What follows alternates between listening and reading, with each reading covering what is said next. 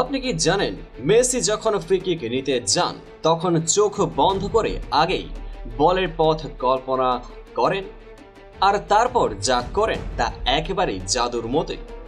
মানব দেয়ালের মাথার উপর দিয়ে নয়, গোলকিপারের পাশ দিয়েই বল জালে পাঠান, এমন পয়েন্টে মারেন যেখান দিয়ে যাওয়াটা প্রায় অসম্ভব।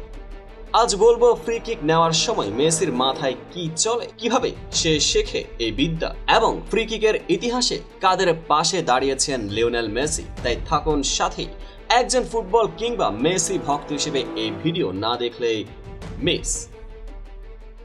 বার্সেলোনার জার্সি গায়ে তখন মেসির বয়স মাত্র 18। ফ্রি কিক পেলে মাঠে আগেই এগিয়ে যেতেন ডেকো, রোনালদিনিও কিংবা জাভি হার্নান্দেজ, আর পাশে দাঁড়িয়ে শুধুই তাকিয়ে থাকতেন এক তরুণ, নাম লিওনেল মেসি। তখনও তিনি অনুমতি পাননি ফ্রি কিক থেকে শট নেয়ার। তবে সময়ের সঙ্গে সঙ্গে বদলে গেছে সব। মেসি নিজে একবার বলেছিলেন, ফ্রি কিকের জন্য কখনো অনুশীলন করতে অভ্যস্ত ছিলাম না, একদিন একটু চেষ্টা করে দেখার পর বুঝলাম এই জায়গায় অনেক উন্নতি করা সম্ভব। তখন থেকেই শুরু হয় নতুন এক মেসির জন্ম, আর সেই জন্ম হয় ঘাম, পরিশ্রম আর ধৈর্যের ভিতের উপর।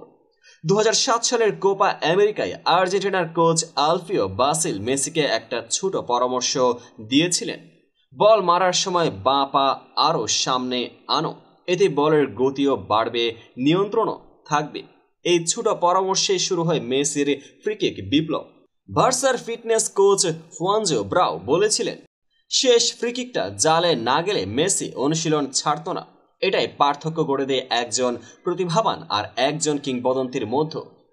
2008 সালে অ্যাথলেটিকো মাদ্রিদের বিপক্ষে আসে মেসির ফ্রিকিক থেকে প্রথম গোল, আর এখন সেই সংখ্যা 68। সবশেষ গোলটি তিনি করেছেন ক্লাব বিশ্বকাপে পোর্তোর বিপক্ষেই। ম্যাচের স্কোর তখন 1-1।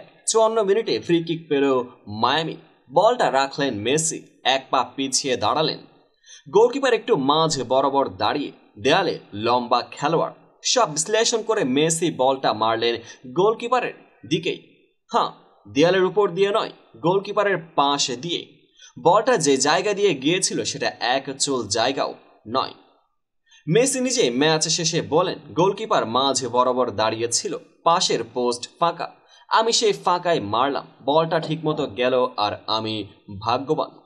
কিন্তু আপনি যদি মেসির ক্যারিয়ার দেখেন বুঝবেন এটা ভাগ্য না, পরিকল্পনার ফসল।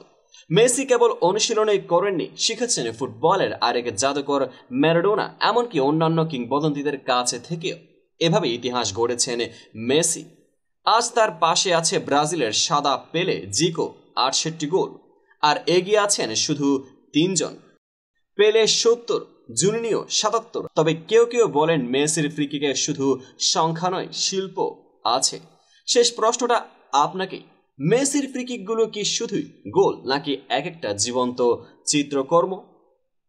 কমেন্টে জানিয়ে দিন আপনার মতামত। এমন সব নিত্য নতুন ফুটবল ক্রিকেটের বিশ্লেষণ ভিডিও পেতে অবশ্যই চ্যানেলটিকে সাবস্ক্রাইব করুন, পেজটিকে ফলো করে পাশে থাকুন। দেখা হবে পরবর্তী আপডেটেড ভিডিওতে।